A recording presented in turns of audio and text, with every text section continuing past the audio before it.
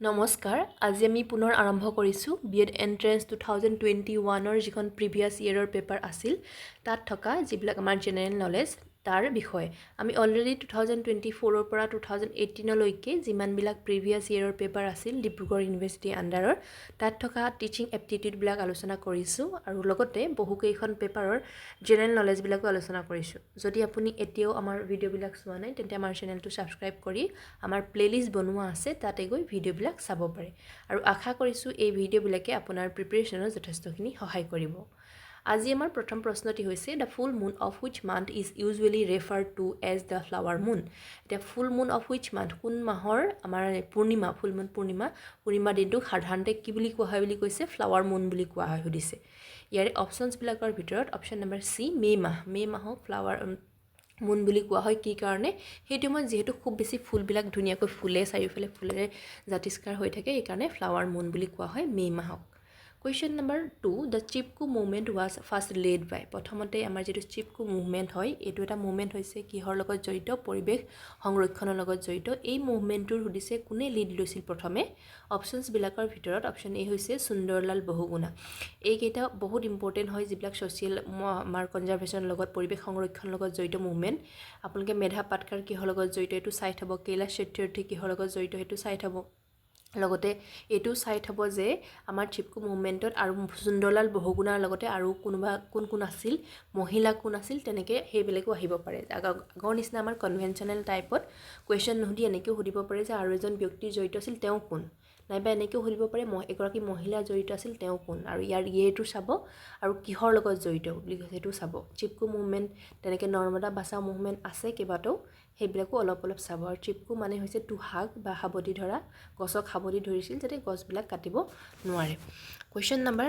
3 the what is ORF 3D that was recently in news এইটো সেইটো সময়ৰ current affairs আছিল তথাপি ইয়াত ইনক্লুড কৰিছোঁ সেই ORF 3D সেইটো আছিল কি এটা কৰোণা ভাইৰাছ জিন নেক্সট কুৱেশ্যনটো কৈছে ইয়াতে মেচ কৰিব দিছে লিষ্ট 1ৰ লগত লিষ্ট 1ত দিছে প্ৰাইম মিনিষ্টাৰ লিষ্ট 2 তেওঁলোকৰ যিবিলাক কাম কৰিছিল এণ্ডেভাৰ সেইখিনি দিছে ইয়াৰে আমি এনেকুৱা কুৱেশ্যন দেখি ভয় খাবলগীয়া একো নাই একেবাৰে সহজ হয় আমিতো ইয়াৰে এনেকুৱা লেভেলত আমি এটা পঢ়া শুনা কৰি আহিছোঁ এইটোৰ এলিজিবিলিটি আছে যে আমি এটা হ'লেও ইয়াৰ পৰা হয়তো জানো সেইকাৰণে আমি B.Ed এণ্ট্ৰেন্স বা B.Ed পঢ়াৰ কথা ভাবিছোঁ হয়নে তো ইয়াৰে ভিতৰত যদি এটাও জানো তেতিয়াহ'লে আমাৰ কৰিবৰ কাৰণে কুৱেশ্যন আনচাৰটো উলিয়াবৰ কাৰণে ইজি হৈ যায় B.Edত বহুত টান নিদিয়ে এটা অপশ্যন বা দুটা অপশ্যন জানিলেই চলে APSC বা তেনেকুৱা হ'লে অলপ বেছিকৈ অপশ্যন জানিবলগীয়া হয় কিন্তু ইয়াত আমি যদি চাওঁ আমি সকলোৱে জানো লুক ইষ্ট পলিচিৰ কথা পূবলৈ চোৱা যিটো নীতি সেইটো উলিয়াইছিল কোনে নৰসিংহ ৰাও PV নৰসিম্হা ৰাও এতিয়া আমি চাওঁ এইটোৰ লগত কোনটো মিলিছে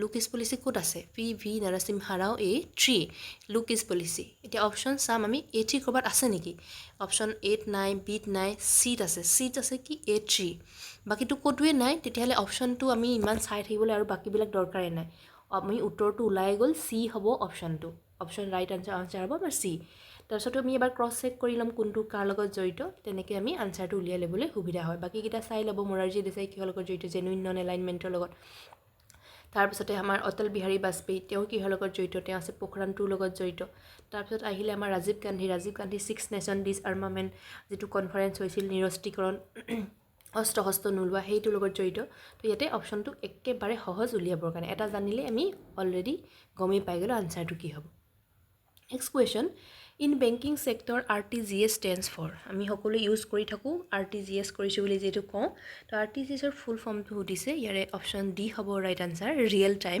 gross settlement next question which of the following facts is incorrect এতিয়া আমাৰ অশুদ্ধ কোনটো সুধিছে শুদ্ধ সোধা নাই অপশ্যন এত আছে গ্ল'বেল ৱাৰ্মিং ইজ দ্য ৰাইজ in the average temperature of the climate system আমাৰ যিটো ক্লাইমেট ছিষ্টেমৰ যিটো এভাৰেজ টেম্পাৰেচাৰ উষ্ণতাটো বৃদ্ধিকে কি বুলি কোৱা হৈছে যে আমাৰ গ্ল'বেল ৱাৰ্মিং বুলি কোৱা হৈছে আমি জানোৱেই যে গ্ল'বেল ৱাৰ্মিং মানে হ'ল কি আমাৰ বায়ুমণ্ডলৰ উত্তাপ বৃদ্ধি প্ৰক্ৰিয়া সেইটোৰ হয় তাৰপিছত অপশ্যন বিত দিছে eutrophication is observed in water bodies পানীতে দেখা যায় পানীতে হয় ৱাটাৰ বডিজ ইউট্ৰিফিকেশ্যনটো সেইটো এটা ৰাইট অপশ্যনে হয় সেইটো আমাৰ ইনকাৰেক্ট নহয় অপশ্যন চিত কৈছে the greenhouse effect is a natural phenomenon আমাৰ গ্ৰীণ হাউচ যিটো এফেক্ট হয় সেউজগৃহ প্ৰভাৱ সেইটো এটা প্ৰাকৃতিক পৰিঘটনা বুলি কৈছে সেইটোও হয় তাৰপিছত হৈছে option D ozone is harmless to breathe ইয়াত কৈছে অ'জনটো উশাহ ল'বৰ কাৰণে ব্ৰিডিঙৰ কাৰণে আমাৰ কি হাৰ্মলেছ অপকাৰ নকৰে বুলি কৈছে অপকাৰ নকৰে, হাৰ্মলেছ, অপকাৰী নহয় বুলি কৈছে। সেইটো জানো হয়? অপকাৰী হয় আমাৰ কাৰণে, হাৰ্মলেছ হয় যেন, হাৰ্মফুল হ'ব লাগিছিলে আচলতে, হাৰ্মফুল হ'লে কি হ'লহেঁতেন? আমাৰ কাৰেক্ট হ'লহেঁতেন। ইয়াত কি যে ইনকাৰেক্ট হৈছে, হাৰ্মলেছ যেন, আমাৰ যিটো অপকাৰ কৰে, সেইকাৰণে option number D is the right one. Next কুৱেশ্যনটো কৈছে international day for biological diversity is observed in. কেইদিনমানৰ আগতে হৈ গৈছে এইটো, সেইকাৰণে আপোনালোকে সেই আজি দিনটোৰ তাৎপৰ্য কি সেইটো চাই ল'লে তেনেকৈ মনত ৰাখিবলৈ ভাল হয়। এতিয়া এই ইণ্টাৰনেশ্যনেল ডে ফৰ বায়'ডাইভাৰ্চিটি এইটো পালন কৰা হয় অপশ্যন নম্বৰ বি 22 মে', 22 মে'ত এইটো পালন কৰা হয়। নেক্সট কুৱেশ্যনটো কৈছে who author the famous book poor economics. Poor economics নামৰ গ্ৰন্থখনৰ লেখক কোন? এনেকুৱা লাগিব যে আমাৰ অমৰ্ত্য সেন হয়, তেনেকুৱা নহয়।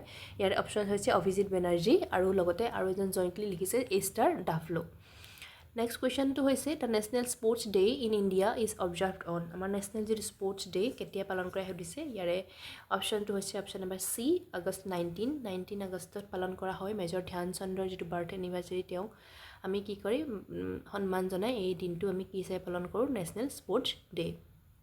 Next question which one of the following articles of Indian Constitution deals with abolition of untouchability? অস্পৃশ্যতাৰ যিটো আমাৰ এবলিশ্যন যিটো কৰিম লাগে বুলি কৈছে, তাৰ লগত জড়িত, অস্পৃশ্যতা নাইকিয়া কৰাৰ লগত জড়িত যিটো আমাৰ আৰ্টিকেল সুধিছে ভাৰতীয় সংবিধানৰ, সেই আৰ্টিকেলটো কি? এইটো বহুত এটি সকলোৱে জানো, সেইটো হৈছে article 17 option D. Next question, the rate at which RBI lends money to commercial bank in the event shortfall of funds is called. যেতিয়া মানে পইচা কম হয় কমাৰ্চিয়েল বেংকবিলাকৰ, আমি জানো যে ক'ৰ পৰা পইচাটো ল'ব, RBI দিব তেওঁলোকক পইচাটো, আৰু সেই যিটো ৰেটত RBI কমাৰ্চিয়েল বেংকবিলাকক পইচা দিয়ে, লেণ্ড কৰে, মানি লেণ্ড কৰে, সেই ৰেটটোক কি বুলি কৈছে সুধিছে। ইয়াৰ অপশ্যনছবিলাকৰ অপশ্যন এই হৈছে ৰেপো ৰেট। ৰেপো ৰেট হৈছে এনেকুৱা এটা ৰেট হয় যিটো ৰেটত RBI কমাৰ্চিয়েল বেংকবিলাকক পইচা ধাৰলৈ দিয়ে। তাৰ পাছতে নেক্সট কুৱেশ্যনটো কৈছে VULWNK are the news during COVID-19 pandemic. এইটো তেতিয়াৰ সময়ৰ কুৱেশ্যন যিহেতু, these are related to the, এইবিলাক কিহৰ লগত ৰিলেটেড সুধিছে? VULWK। তো ইয়াৰে অপশ্যনছবিলাকৰ ভিতৰত অপশ্যন এ হৈছে শ্বেপ অফ ৰিকভাৰী, ৰিকভাৰ কৰিছে যেতিয়া মানে ইকনমিখন, Indian economy during and after the COVID-19 pandemic, সেইটো সময়ত আৰু লগতে তাৰ পাছত ইকনমিটো কেনেকৈ ইণ্ডিয়ান ইকনমিটো ৰিকভাৰ কৰিছে তাক বুজাবৰ কাৰণে এনেকুৱা V shape, U shape, L shape, W shape, K shape এইবিলাক মানে দেখুওৱা হয়। Question number next question, the office of Lokpal and Lokayuktas are central to the theme of transparent governance and redressal of public grievances. Who among the following has been first Lokpal of India? বাকি আগৰ ডোখৰ যে এনেই ইয়াৰে কুৱেশ্যনটো এইটোৱে হৈছে who was the first Lokpal of India. তো ইয়াৰে অপশ্যনছবিলাকৰ ভিতৰত অপশ্যন নাম্বাৰ আমাৰ হ'ব D, option number D Pinaki Chandra Ghosh. Pinaki Chandra Ghosh হৈছে আমাৰ লোকপাল অফ ইণ্ডিয়াৰ যিটো ফাৰ্ষ্ট লোকপাল আছিল, এতিয়া বৰ্তমানটো আপোনালোকে সেইটো চাই থ'ব। নেক্সট কুৱেশ্যনটো কৈছে at joint sitting of the parliament of India a bill has to be passed. এতিয়া জইণ্ট ছিটিঙত পাৰ্লিয়ামেণ্টৰ যেতিয়া জইণ্ট ছিটিং হয় ভাৰতৰ, তেতিয়া বিলটো এখন বিল কেনেকৈ পাছ হ'ব লাগে বুলি কৈছে। ইয়াৰ অপশ্যনছবিলাকৰ ভিতৰত যদি চাওঁ, option C by simple majority of the total number of members of the both the houses present and voting. ইয়াতে ভালদৰে অপশ্যন গোটেইকেইটা পঢ়িব দেই। ইয়াতে কি বুলি কৈছে, দুটা অপশ্যন একে ধৰণৰ হয়, যেনেকৈ অপশ্যন বি আৰু অপশ্যন চিটো একে ধৰণৰ হয়, কিন্তু ইয়াতে এটা দিছে প্ৰেজেণ্ট আৰু ভোটিং, সেইটো মনত ৰাখিব। চিম্পল মেজৰিটি লাগিব আমাৰ কিহৰ, টোটেল নাম্বাৰ অফ মেম্বাৰৰ both the parliament houses both the houses, আৰু লগতে কি হ'ব যিবিলাক প্ৰেজেণ্ট আছে, প্ৰেজেণ্ট থকাৰ লগতে আৰু ভোটিং, সেইটো এটা ইম্পৰ্টেণ্ট হয়। তো সেইকাৰণে আপোনালোকে অপশ্যনটো ভালদৰে মন দি চাব। ইয়াৰ অপশ্যন চি হৈছে ৰাইট আনচাৰ। নেক্সট কুৱেশ্যনটো কৈছে who among the following was the recipient of highest civilian award Assam Ratna. অসমৰ যিটো আমাৰ হায়েষ্ট চিভিলিয়ান এৱাৰ্ড হয় অসম ৰত্ন, এতিয়া বাৰু সেইটো ডিছকণ্টিনিউ কৰা হৈছে অসম ৰত্নটো। সেই অসম বেলেগ তাৰ ঠাইত এতিয়া বেলেগ নাম দি বেলেগ এৱাৰ্ড কৰিছে।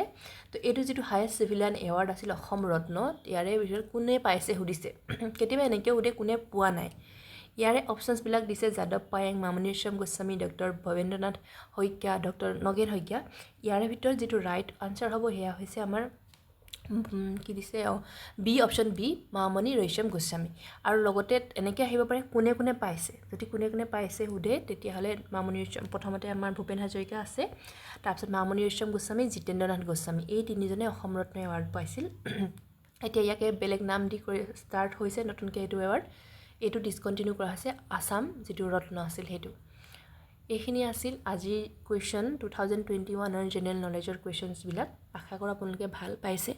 আপোনালোকৰ প্ৰিপেৰেশ্যন কৰি ৰাখক ভালদৰে আপোনালোকে এটা ছিট ল'বলৈ সক্ষম হওক আৰু লগতে আমাৰ চেনেলটো ছাবস্ক্ৰাইব কৰিব আৰু বন্ধু বান্ধৱী যিসকলে আমাৰ B.Ed পৰীক্ষা দিবলৈ গৈ আছে তেওঁলোককো চেনেলটো ছাবস্ক্ৰাইব কৰিবলৈ ক'ব আৰু লগতে শ্বেয়াৰ কৰিব। Thank you for ৱাটছিং।